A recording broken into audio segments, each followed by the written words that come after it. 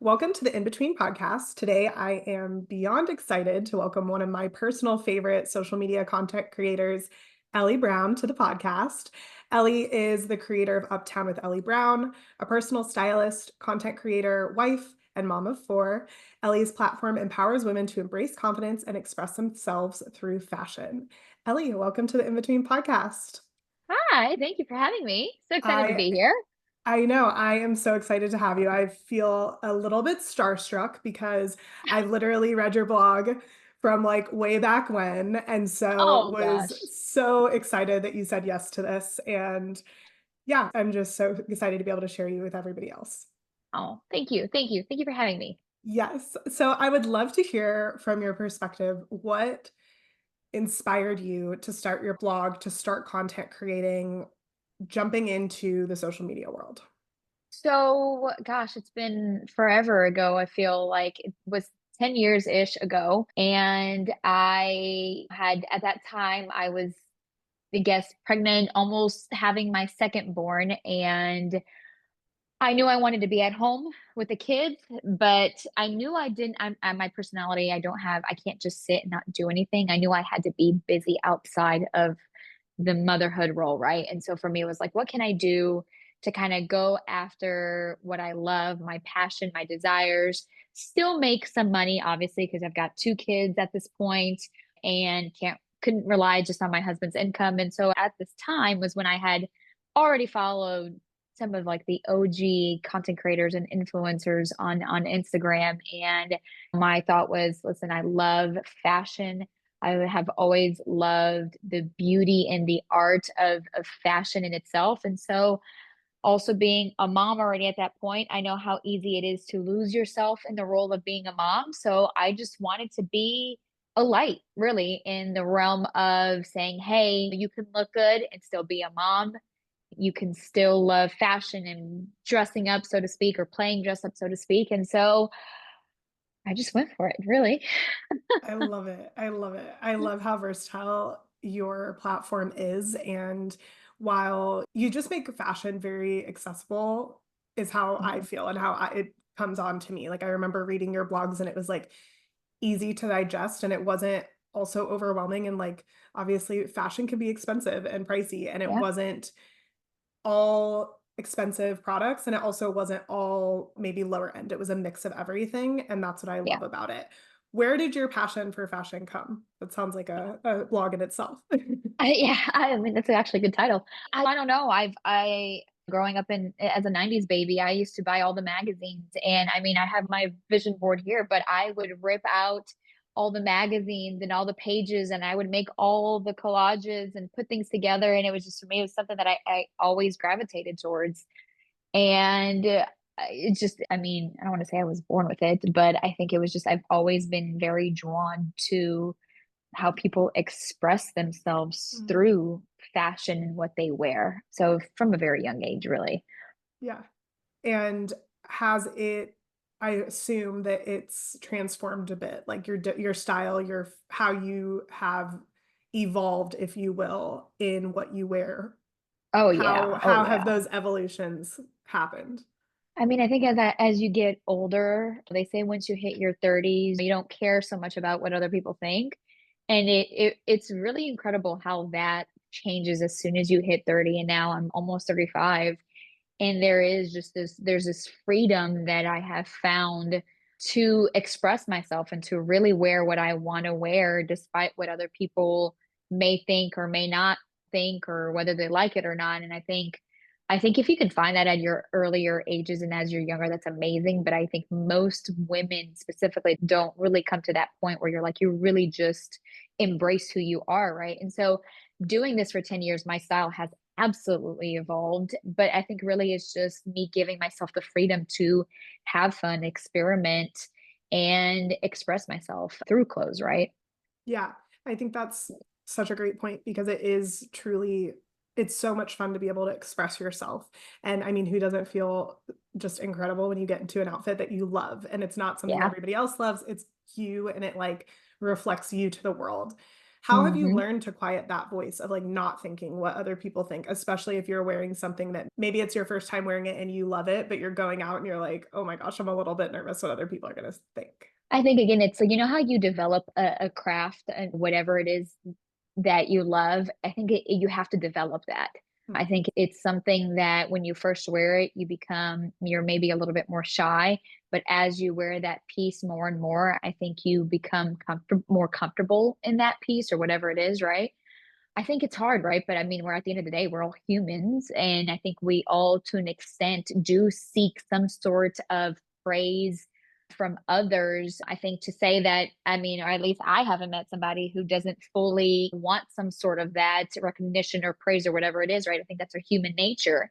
But I think that is something that you have to develop. I mean, I specifically know I have those not little, but the Baker Boy hats that are very controversial and many people have mixed opinions about it, but I'm like, it's just a piece that maybe at one point, yeah, when I first started wearing it, I was a little bit unsure. I knew I loved it, like, oh, what are people going to think? But the more you wear it, it was like the more I really just love the piece. And now I'm like, well, I don't care if you like it. I mean, I like it, and that's what matters, right? Absolutely. That's the mindset you have to have is just focusing on the fact that you like what you're wearing and what you're putting on. But I think it's true. Like everybody does want some sort of validation. That's the world we live in. And it's Yeah. like accepting the fact that's there too. Like two things can be true at the same time, you Yeah. know?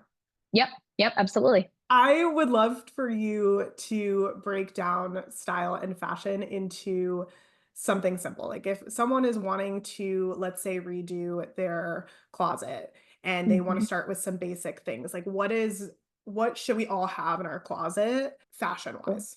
I know it's Oh, that is a little question, and I don't think that one piece will speak to every person.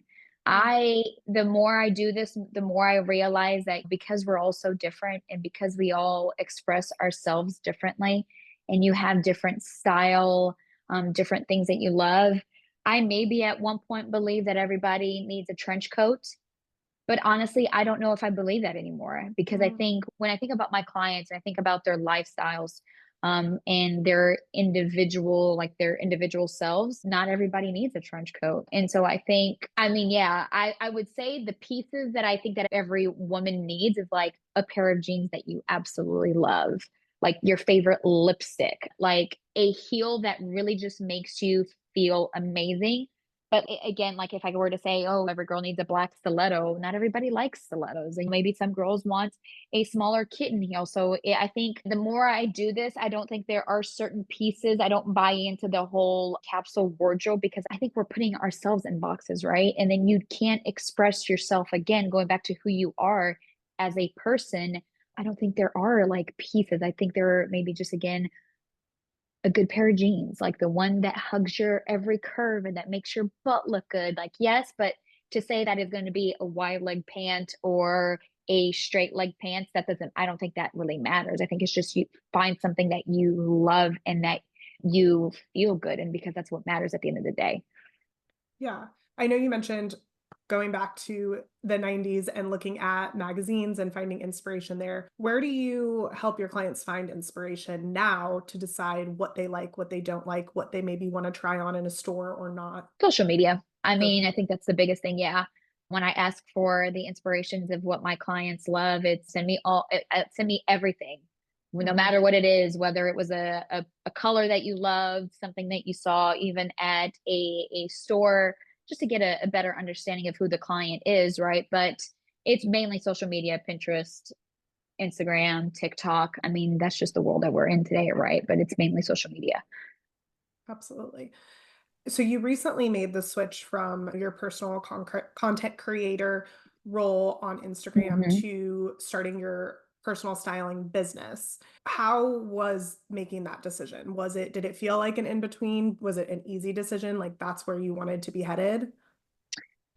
I think with starting the blog, I kind of say I was one of I wasn't a great influencer, in the sense of where my heart at everything that I wanted to do. I was never wanting to just shove products down people's throat. It was more of a like, I'm going to share it because I love it. And if you love it and if it speaks to you, then great. And if it doesn't, then that's fine too. And so at the very core of what I've always done, it was always styling tips and how to wear something multiple different ways, talking about the cost per wear. And so I think at the very core of what I've done, and even I launched it was like a build your own wardrobe hub on the website a few years back.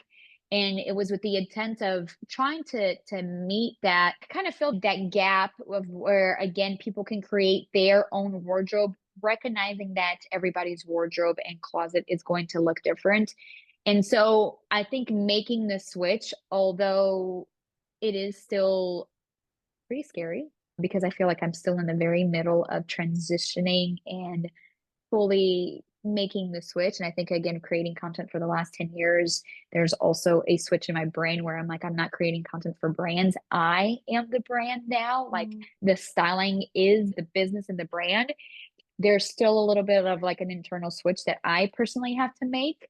And so it felt right in all the ways, but it was a scary step to make regardless because it's just I'm basically starting a new business.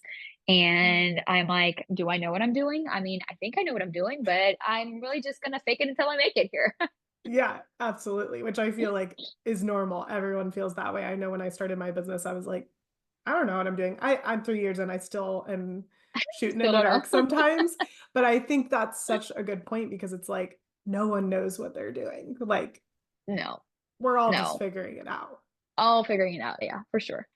What part of that transition was most difficult? Like, what was the biggest hurdle to get over in that time? Was it the fact that you were changing your profile and people knew you more as the content creator? Was it just the being nervous to start a new business? I think it's a little bit of everything, right? One, are people going to accept this?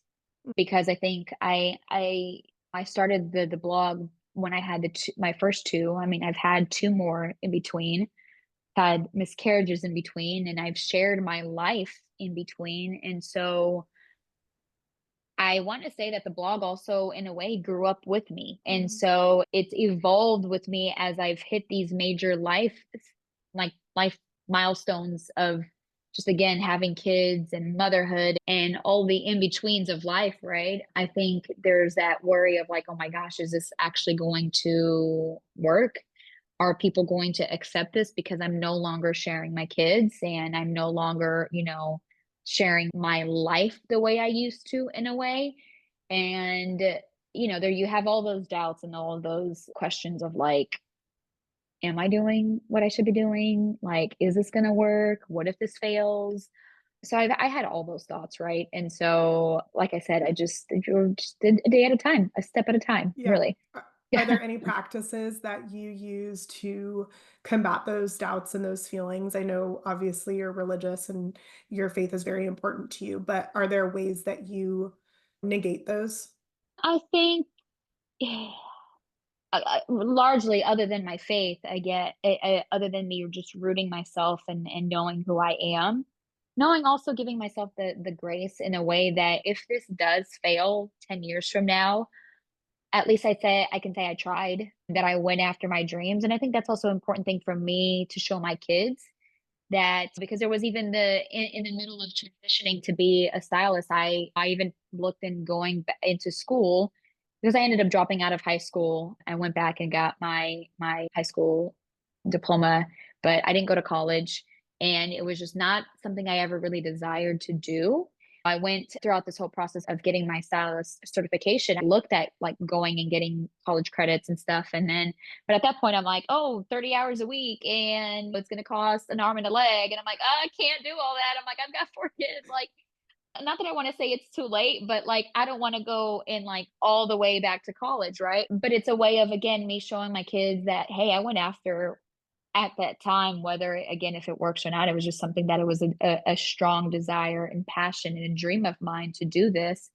And I want to show my kids that if you set your mind to it and if you work hard, you can do whatever it is that you want to do. And so I think it's a mixture of things. My faith, I think my kids help me in a way, my family, right? To help me keep going and overcome those doubts and those fears that I've got little ones looking at me. And if I tell my kid, okay, hey, you wanted to start your football season, you can't quit in the middle of that, if I myself quit, what am I teaching them? And so it's, I think, a little bit of everything. Yeah, I love that. It's you have to have your why and your reason for what you're doing. And Absolutely. I believe it has to be bigger than yourself. Hmm. Otherwise, you will find those excuses to be like, okay, well, I'll just try again next year. But if it is bigger than you, and especially with kids or family, you have a bigger reason to keep going because you want to almost prove it to them, like, I'm going to do this. Yeah, absolutely. And I think even for, like, I look at like little Ellie, right? For me, as just when I was younger and what I dreamed of, and to be able to look back and now even again, even as having a daughter myself, and just again, like you said, when you have your why you're doing what you're doing and you have a clear vision, what's the saying? Without a vision, people perish. And so I think if you don't have a vision in what you're doing, I mean, there's no, you kind of lose yourself in, or you lose the focus and the goal and the sight of what it is that you're doing. Yeah, absolutely. When you first started the blog, what was your vision? What were you trying to create? I really wanted women to feel confident. Again, being a mom, I you're the last person to be thought of, right? You sacrifice so much for your family, for your kids, and I think, you're the last one to be thought of. You're the last one to eat. You're the last one to get ready and get a shower. And I wanted to change that.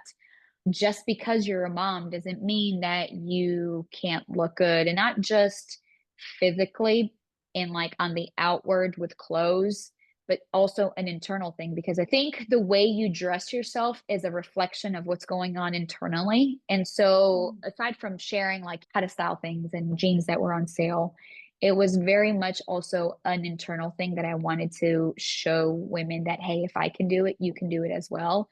And it was more of being that light for women that, again, you can have kids, you can look good, you don't have to be, I mean, I love leggings. I'm actually wearing workout clothes right now, but you can get dressed, give yourself the permission, right? And you don't have to hold yourself back or put yourself in the box and be like, oh, I'm a mom, I can't do XYZ. No, but Mhm. because you're a mom, that means you can do it. Again, you've got little ones watching you. So be the example, set that tone. So that was really the biggest, that's one of my whys, right? I want women to feel encouraged and empowered that you can do things, that being a mom is not a limitation. And in fact, it should be your reasons to propel and move forward and do the things that you want to do, right? To look good and to do what you want to do, to go after your dreams, whatever that is, right? Yeah, absolutely. I think I loved what you said about how you dress is how you feel internally and how you show up. And I think Mhm. that is so true because there's days when I know for me personally, I'll go to like a networking event or something. And if I love my outfit, I love how I look, I show up so differently when I walk into that Mhm. room. And I don't even think people realize it, especially after COVID and all of us just kind of living in what we lived in, pajamas, leggings, all those things. Like, I feel like that transition's been hard for people to recognize that how they feel internally, they're allowed to dress and show up in that way and be confident. Would you agree? Yeah, it was an interesting time. I always date everything pre-COVID, post-COVID, Yeah, same. because it's really crazy and just really, I wish I would have gone into like behavior and psychology, because it is Yeah. just so fascinating how the brain works and how people think. But yeah, and I listen, everybody talks about, if you have kids, and if any of the moms are listening, they'll know exactly what I'm talking about. Once you have a baby, we all talk about that postpartum shower. The first time you get a shower after having a baby and what it does to you, because I mean, you just had baby, you're exhausted, all the hormones, you haven't washed your hair in who knows how long. That first shower does something to you, right? And so we know what it does, right? Getting dressed, getting ready. I mean, my lazy days when I'm in comfy casual clothes or in workout clothes all day, I know my productivity level is not as great when I actually take the time to get dressed, put on a little bit of makeup, do my hair. And it doesn't have to be like I spend 2 hours getting ready. It could be just 15, 20 minutes, something super easy, but it does something to you. And so I think it's really interesting what COVID has done. And I think it's really interesting people how they have still given themselves permission to stay in that state. But it's always interesting also because on the flip side, right? Like, yeah, I mean, if that's what you want to wear, what you want to wear, obviously, right? But you can't deny the fact of even like it's interesting how corporate wear has changed and what people think is acceptable to wear to work now too, and the how that environment has changed. All that to say, it is. It's very fascinating, very interesting how much it's changed. Yes, absolutely. And I even think how it's shifted for the younger generations too. I drive past a school bus on my way to the gym every morning, and I would say at least 95% of those kids are actually wearing pajamas. And I was like, Uh-huh. the inner of me that got up 2 hours early to just do my hair is like, what? Now we can wear pajamas? I could have slept so much longer. Yeah. I mean, I have a sixth grader and the girls, you know what though? But on the flip side, some of these girls look like they're 25. True, I true. am like, listen, y'all no, like we didn't have YouTube back in the day. Like my They're makeup not even journey, having an ugly face. It's not fair. no, it is not fair. It is not fair. I'm like, gosh, I didn't know how to do a wing liner until I was 28. Oh my God, they still come off on these. And it's very fascinating. I mean, my kids wear Crocs and I can't stand Crocs. And my kids just wear Crocs with the socks. And I'm like, what in the world? And to one side, like, yeah, if they're doing good in class, like, does it really matter? I mean, to an extent, I think it does. But yeah, I mean, I also woke up 3 hours, 2 hours before school started to do my hair, do my makeup. I used to wear heels all the time to school. I wouldn't be caught dead in pajamas in school. And here we are, everybody in hoodies and pajamas and Crocs. And I'm like, okay, Yeah, cool. it's gonna be very interesting to see how that generation evolves as they grow up. And I mean, like you said, already corporate is changing and how people dress and with hybrid and virtual work, it's just changed so much. Interesting because I look at even like generations, right? I look at my parents and then even us now. I think the problem is they're two extremes. It's either all the way or not anywhere near close. I'm like, can we just find like a middle ground, sweet spot? I'm like, yes, maybe we don't always have to dress the way we did, right? We can give ourselves a little bit of grace and humanity in that. But at the same time, I'm like, let's put a little bit of effort. Yes, absolutely. And I think to your jeans point, right? It's like having those comfortable jeans that you can throw on and it feels almost like a legging, but it Yeah. looks a little bit more put together is probably one of my favorite things about fashion is just finding those specific pieces. You don't have to be daring or try something new and it still looks put together. Yeah, absolutely. Yeah. When we talk about the basically your whole career over the last 10 years, personal style to blogging to content creating. What are some of the things that you're most proud of within your career? Oh gosh, there's quite a bit. I think the community I built and I've had some of the most amazing conversations, personal conversations, been able because I have shared those life moments of having miscarriages and just connecting and being real and raw and throughout all the stages of life. I think the biggest is the community.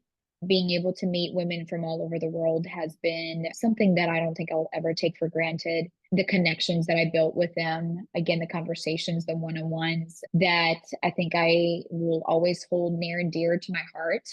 That's the biggest thing. I think that there's been so many moments. I mean, being able to work with some brands that I've loved, some partnerships that I don't think when I first started, I don't think I would have ever been able to, but I have. And I think really ultimately building a business. I mean, I was born in Brazil. I came here when I was 4 with my parents. And to look back and like again think of what I built and built a business and I have a team, like to say like gosh, I have an employees in a way. I have an assistant. I have people that I pay, I think is a true blessing just to be able to have that opportunity. Like I run a business and that's absolutely awesome to think to say that I can do that is really cool. I don't think I would have ever seen myself as a businesswoman, but here I am. Yeah.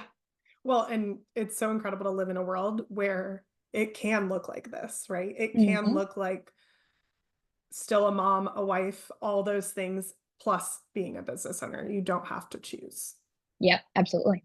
Yeah. Yeah. No, that's something that I'm so grateful of in a similar situation. I don't have a husband or kids yet, but that I'm able to build this foundation before that happens is something I feel so blessed about because obviously back in the day, my grandparents, our parents, that wasn't an option. And that's Mm, you had to go to work and you had to work and then go see the kids. And to be able to be in a generation where we can choose that before or after or during yeah. is such a blessing in disguise. It is. It is. It's amazing. It's a really cool opportunity to be able to do that. Yeah. I would love to know, we're in November of 2024, what your current favorite trends are in fashion. Oh, I mean, I say these are trends, but I feel like these are not really trends. I mean, these are not anything new.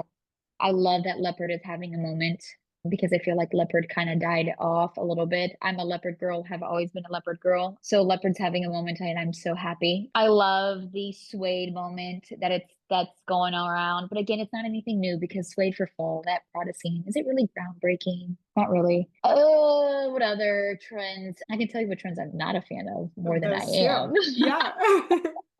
I would love to hear those. Boat shoes are coming back, and I'm not okay with the Sperry's being back. I don't love that one Um, either. no, I'm not a fan of the micro shorts as well. I think some look absolutely amazing in it. Maybe I'm more just jealous that I don't think I have the confidence and I'm not brave enough to actually put on some micro shorts and go outside in them. What else? Let me think oh, I do not like, not a fan of the barn jackets, not a fan of the barrel jeans as well. Oh yeah, So I haven't loved the barrel jeans either. There's some people I see them and I'm like, wow, it looks actually cute on you, but I know it won't look like that on me. I don't like what it does to the body. And I don't think that like you have to Mm, always dress for your body. I just don't think they're flattering. I think maybe the ones that are a little bit more tapered and it looks a little bit more like it's a wide leg than like a true barrel jeans. But the ones that are like really exaggerated, I'm like, mm, God, let's not. Can we not? I feel like yeah. those are, it's going to be one of those moments where we look back 10 years from now and we're like, what What was were I we wearing? thinking? Yes. I know this can vary based off of each individual, but what are some of your favorite, like tried and true brands that you love to shop, love to wear, and maybe different price points too? I love Zara. I'm a Zara girl. I know it's not ethical or sustainable, but I love Mostly, Zara. I don't care about that stuff as much, sorry, but their website sometimes is just a little bit frustrating. The website is absolutely horrible. Yeah. I agree. Mango, I love Mango, an alternative to Zara. I I really love just Mango. followed Mango. I had never heard of them before. What? Yeah, I someone posted a top and then it was like she said it was from Mango and I was like, how come I've never heard of them before? What? Yeah, Oh my gosh, I it love just goes to Mango. show like Yeah. we all are on different Instagrams. Yeah, yeah.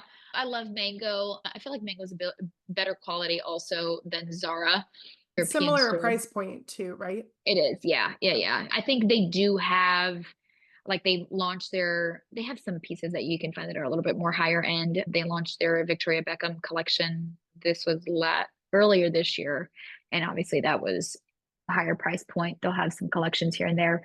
But what are some other brands that I can think of? You know what? I actually am very big into right now, currently, like thrifting. Hmm. And so I've been on the Real a lot to thrift some pieces just because I feel like they also just don't make clothes the way they used to. Hmm. And so I've really been into thrifting recently and still need to go and find some like stores actually by the house where I can go in person. I just don't know if I have the patience to actually go store and like dig through things. I'm just like Yeah. I need to find what I'm looking for and I need to be out. I love J. Crew, Madewell, for denim as well. Anthropologie is always Mm, super fun. classic. I love Veronica Beard for higher price point. Anina Bing as well as another one that I love, a little bit more higher price point. Those are just some good ones. Yeah. What about, I know this is going to be a big question, but accessories, shoes, bags, jewelry. Do you have any favorite brands? I know. Oh, one of my favorite Or places. maybe like a staple, like, okay, you need that little black bag. Where are you going for it? So you know what? I honestly don't like to buy and have a lot of handbags. I am very much type of the person where I will buy my bags tend to be a little bit more designer and higher end because I will buy one bag and be done. I will buy my staples and what I think that I need to just complement my closet. Like I have, again, a lot of my bags are actually secondhand purchases that I have just found throughout the years. But I'm not somebody who will have like five different shades of blue bags just because I don't, it's not something I personally like. So bag wise, I mean, I have my designer bags. Saint Laurent is probably actually my favorite designer. I have a vintage Chanel that I found when I turned 30. I found on Poshmark for like $2,000, which was a crazy deal. I'm like, you can't find that anymore. And I mean, pretty much, yeah. And then I've got I am a shoe girl. I like spending money on shoes as well. And yeah, Any accessory brands? Sequin is one of my very favorite brands, Sequin NYC. Bubble Bar is a good one. I like to work with smaller brands. So there's a brand in Florida, in Miami, Tawdry. It's a all woman based and owned company. They've been great to work with, and I've worked with them over the years. I actually have two collections that I have designed. Well, I designed this year for them, but I've done that a couple of designs with them in the last couple of years. I've loved working with them. What are some other brands? It's always when you're put on the spot that you're like, I wait, know. what are the brands? Like I'm freezing. Let me think. What are some other brands? Those are all the brands I can think of right now. That's perfect. I love it. I love it. I love to hear where people like to shop and you sometimes search places and you're like, oh my gosh, this totally aligns with my style and now I need to shop there. So it's perfect. I've really been into like vintage and thrifting. Like And I you said the found real for that, right? I a little bit of everything. Like I will use eBay, little tip for everybody who's listening, for thrifted bags, specifically from Japan. They have some of the best quality vintage bags that Interesting. are authenticated. I found a 1970s suede Gucci bag, authentic, and I paid 350. Oh my Uh-huh. gosh. So how do you search to make sure it's from Japan? Do you just put There's the it in there? filters, yeah. Okay, There are okay. filters on the side. And it's one of those things where what I've learned over like between the Real, eBay, Poshmark, what are some other ones here that I have on my app? Vestiaire, I think is how you say call the brand. List is another one. Yokes, I think is how you pronounce. YOX is another brand. They're not thrifted, but you can find like past season collections, like brand high end designer brands for like under 200. And so it's Wow. one of those things where I think when you're looking for something or you want something, you have to look over and over and over again and just save. And then when you find it, and then you buy it. Because it's one of Yeah. those things where like I am constantly on all the websites every week, just browsing. Even sometimes I'm like, I don't have something specific in mind. I have a general idea. Like, for example, I was looking for a suede bag. And so I was just looking for designer suede bags and I was just looking. And I probably looked for close to 2 months to just browsing and looking at the different styles. And I'm more the type when it comes to certain pieces, I will look because I am very picky with something. So I'll look at the different designs. I'm like, okay, well, what do I love about this one? What do I not like about this one? And then just kind of when I see the piece that I like, I'm like, okay, that's the one. And Yeah. then I'll buy it. So it takes a little bit of time, but eBay, The Real, and those other apps are apps that I'm constantly on. And so, yeah, actually, also Etsy, you can find vintage pieces on Etsy as well. Wow, I didn't know that. I'm trying to find like vintage jewelry pieces and statement pieces. And Etsy's been an interesting place that you can actually find some prices are a little bit all over the place. But you can find some hidden gems in there. I found like a vintage chain Chanel belt that was a little bit on the higher end in price point, but like it was in perfect condition. Wow. Yeah. I would love to transition to talking about your personal stylist business. And I would love for you to explain to my audience, like, what do you do as a personal stylist? If I hire you, am I hiring you for a specific event? Am I hiring you for my whole closet? Both? What does it look like to work with you?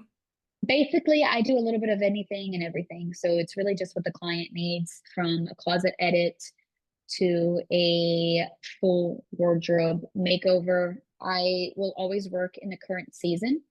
And so clients now, I'm working with their fall and winter closets and wardrobes. And so whether it's a closet edit, a one-time event, I am helping another client, helping her with an outfit for her family pictures. So it's basically whatever the client needs. If they're looking to revamp their full closet, figure out what their style aesthetic or what their style words are, I can help with that. It's really just depends on what the client needs. I am can be as hands on or as hands off as they need. So if it's somebody who just needs me to basically personal shop, I can do that as well. Um, really anything and everything, honestly, So if it's like a specific event, you help dress them for the event, decide for what the kind of event. style they're looking for, and then you actually do the shopping in the sense of like, this is what we should get for the event. Yes. So let's say, for example, I have a client who wants has an event, and so what I'll do is I will sit on a kind of a FaceTime with them first, figure out price budget, how do they want to feel for this event, depending on the client, what their favorite colors are, what they feel comfortable in, what have they worn in the past. I always ask for inspiration, typically to really just understand the client, because although I want to always push my client a little bit outside of their comfort zone to try new things, I want to make sure that obviously at the end of the day that they feel good in what they're wearing. And so then what I'll do is I will source the outfit, put the outfit together, they will shop it, and then we'll do a styling session. I'll have them put on the outfit, because a lot of the times it's not necessarily just the piece and what you have, it's how you style it. And so depending on the event, whether it's rolling up a sleeve, tucking something in, I've helped clients, I've gone with them to the tailor and help them tailor the clothes to make sure that things fit well. So it's just a little bit of anything and everything depending on what the client needs. The goal at the end of the day is just to make sure that when it comes to them getting ready in the morning, that they feel good and confident getting ready in the morning. And so some clients, I will create 80 plus different outfits for them for that whole season. And so whether it's date night outfits, church outfits, day-to-day outfits with the kids, I create just a bunch of different outfits based on what I source for them online, based on like things that I think that their closet needs. Because again, one mom may need XYZ, another mom may not need that. So depending on what their lifestyle looks like and what they do today, if they work from home or not, I will find the gaps of what they need, source those items for them. And so based on the items that I source for them and they shop and buy, and based on what they already have in their closet, I create basically just a lookbook overall for all the different things. Again, like I mentioned, date night, etc. for them. I love that. That's got to be so helpful to not have to think about what's in your closet and how to wear it. It's amazing. It really is amazing. I love it. I really love it.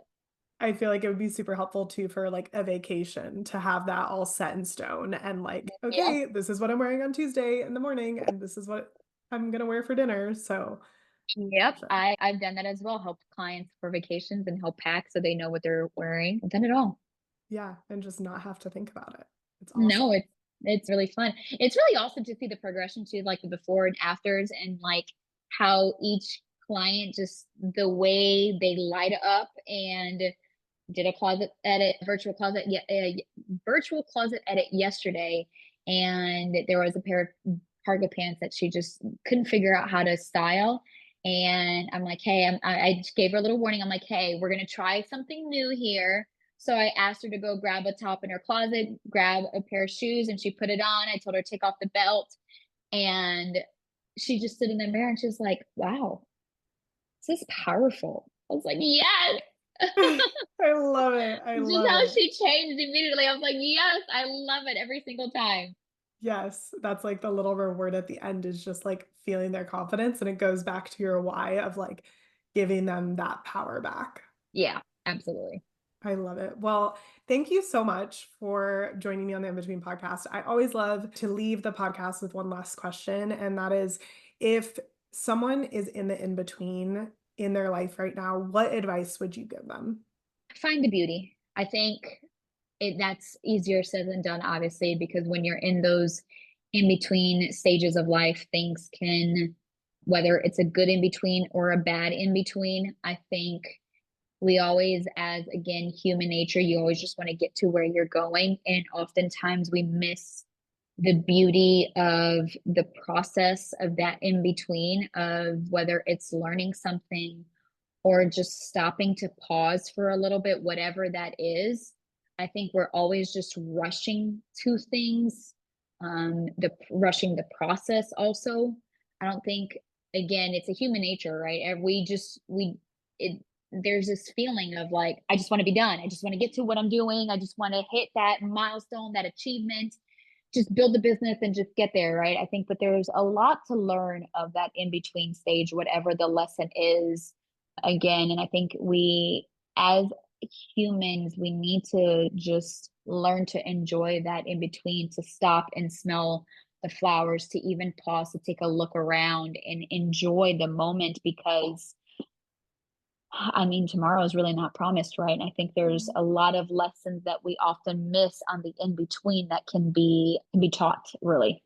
And so my advice would be to really just find the beauty of the season of that in between that you're in, because I think it's most times it's overlooked. That's powerful. Thank you so much for sharing that.